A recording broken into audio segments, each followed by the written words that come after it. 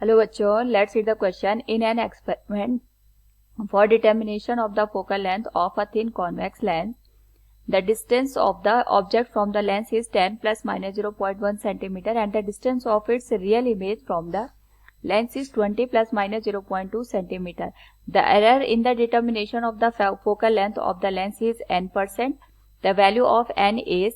Now to answer this question, first we will discuss here the key concept, and here the key concept is given as lens formula. पहले तो हम इसका use करेंगे 1/v minus 1/u equals 1/f का. v यहाँ पे जो हमारे पास इमेज बनती है उसकी डिस्टेंस को इंडिकेट करता है, u ऑब्जेक्ट की डिस्टेंस को, और f फोकल लेंथ को. साथ में हम यहाँ पे ये देखेंगे कि हमारे पास जो एरर हम फाइंड आउट करते हैं, अगर हम यहाँ पे कैलकुलेट करना चाहें तो we can use the application of the derivatives. हम उसको यहाँ पे डिफरेंशिएशन की हेल्प से फाइंड आउट कर सकते हैं, क्योंकि हमें पता है कि 1/x का अगर मुझे x के रिस्पेक्ट में डिफरेंशिएशन करना है तो यहाँ पे हमारे पास जो वैल्यू होगी इसको मैं x⁻⁻1 यहाँ पे लिख सकती हूँ, और यहाँ पे जो पावर होती है ये मल्टीप्लाई हो जाती है और यहाँ पे हम पावर को 1 से रिड्यूस कर देते हैं. यानी इस पर्टिकुलर केस में पावर तो मल्टीप्लाई हो जाएगी and this could be written as x⁻⁻1 this could B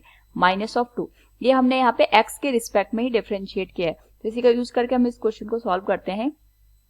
question में हमारे पास यहाँ पे जो ऑब्जेक्ट है इसकी जो डिस्टेंस दे रखी है 10 प्लस माइनस 0.1 सेंटीमीटर दे रखी है. जब हम इस तरीके से मेजरमेंट को लिखते हैं तो ये हमें ट्रू वैल्यू को इंडिकेट करता है और ये एब्सोल्यूट एरर को. इसी तरीके से जो हमारे पास यहाँ पे इमेज बन रही है, रियल इमेज बन रही है, this could B 10 plus minus 0.2 centimetre. अगर मैं बात करूँ यहाँ पे, ये हमारे पास कॉन्वेक्स लेंस हो गया. तो अगर मैंने ऑब्जेक्ट को इस तरीके से रखा हुआ है और यहाँ पे हमारे पास जो इमेज बन रही है वो रियल बन रही है, तो रियल इमेज हमेशा लेंस से, यहाँ पे अगर मैं ऑप्टिकल सेंटर के रिस्पेक्ट में बात करूंगी तो राइट हैंड साइड हमें देखने को मिलेगा और ऑब्जेक्ट की जो पोजीशन होगी वो लेफ्ट हैंड साइड होगी. तो यहाँ पे सबसे पहले हम जो हमारे पास फोकल लेंथ है उसको कैलकुलेट करते हैं by using the lens formula. तो यह आ जाएगा 1/f इक्वल्स v की वैल्यू हमारे पास हो जाएगी 20 के बराबर, और यहाँ पे हमारे पास जो u की वैल्यू होगी in the direction of the light ray, negative sign हम यूज करते हैं तो ये नेगेटिव वैल्यू के साथ हम रिप्रेजेंट कर लेंगे. और यहाँ पे अगर मैं एलसीएम लूँ तो ये 20 आ जाएगा and this will be minus minus का प्लस हो जाएगा, 2 से मल्टीप्लाई करेंगे तो वैल्यू आ जाएगी 3/20 के बराबर. यानी जो फोकल लेंथ है ये हमारे पास बन जाएगी 20/3 सेंटीमीटर. नाउ क्वेश्चन के अकॉर्डिंग हमें यहाँ पे error in the determination of the focal length calculate करना है. तो हमारे पास जो इक्वेशन बनी 1/f equals 1/v minus 1/u, हम इसका यहाँ पे डेरिवेटिव यहाँ पे कैलकुलेट करते हैं. 1/f का डिफरेंशिएशन या हम यहाँ पे डेरिवेटिव कैलकुलेट करें, this could be written as f⁻⁻1, जैसा भी हमने डिस्कस किया था. तो ये आ जाएगा -1/f स्क्वायर और ये मल्टीप्लाई हो जाएगा हमारे पास df के साथ. इसी तरीके से 1/v का आ जाएगा 1/-1/v स्क्वायर dv, और यहाँ पे 1/u का आ जाएगा माइनस माइनस का प्लस, तो ये आ जाएगी वैल्यू हमारे पास 1/u स्क्वायर du के बराबर.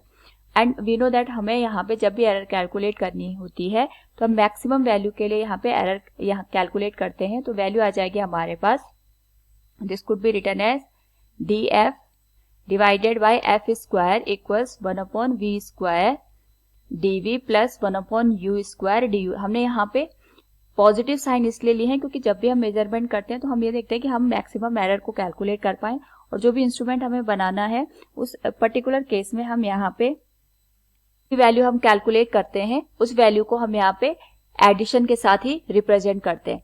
तो जैसे हमें पता है कि हमारे पास जो रिलेटिव एरर होती है, अगर हम उसको 100 से मल्टीप्लाई कर दे तो परसेंटेज एरर हमारे पास आ जाती है. हमें फोकल लेंथ में एरर निकालनी है तो ये आ जाएगा df/f × 100, यानी ये वैल्यू हमें पर्टिकुलर यहाँ पे चाहिए. तो यहाँ पे सबसे पहले हमें फोकल लेंथ तो पता है, हम df की वैल्यू कैलकुलेट करते हैं फॉर दिस पर्टिकुलर केस. तो df की जो वैल्यू होगी that could be written as f square × 1/v square. v की जो वैल्यू है वो 20 है, 20 का स्क्वायर आ जाएगा, और v में जो एरर प्रोड्यूस हो रहा है हमारे पास वो यहाँ पे 0.2 के बराबर हो रहा है, तो 0.2 से मल्टीप्लाई हो जाएगा. इसी तरीके से u यहाँ पे 10 का स्क्वायर हो जाएगा and this will be multiplied with 0.1. Now यहाँ पे हमारे पास जो f की वैल्यू है फॉर दिस पर्टिकुलर केस वो हमारे पास यहाँ पे 20/3 दे रखी थी. इसका हम यहाँ पे स्क्वायर करेंगे तो वैल्यू आ जाएगी 400/9 के बराबर, और वैल्यू आ जाएगी 0.2 divided by 400 plus 0.1 divided by 100 के बराबर.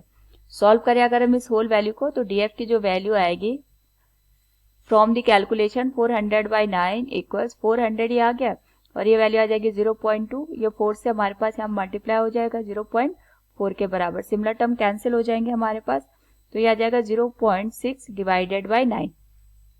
नाउ इसके रिस्पेक्ट में हम यहाँ पे एरर कैलकुलेट कर सकते हैं, and this could be written as 0.6 divided by 9। ये हमारे पास यहाँ पे डीएफ की वैल्यू आ गई, और इसके लिए हमने यहाँ पे जो फोकल लेंथ कैलकुलेट की थी 20/3, यानी आ जाएगा 3/20, और ये मल्टीप्लाई हो जाएगा 100 के बराबर। दिस विल बी 3 3 जा 9, 25 जा 100, वैल्यू आ जाएगी 3/3, दैट इज 1% की एरर आ गई, यानी n की जो वैल्यू होगी that will be 1। So from the given question we can say here the value of n is 1। Hope all you understood it. Thank you and best of luck.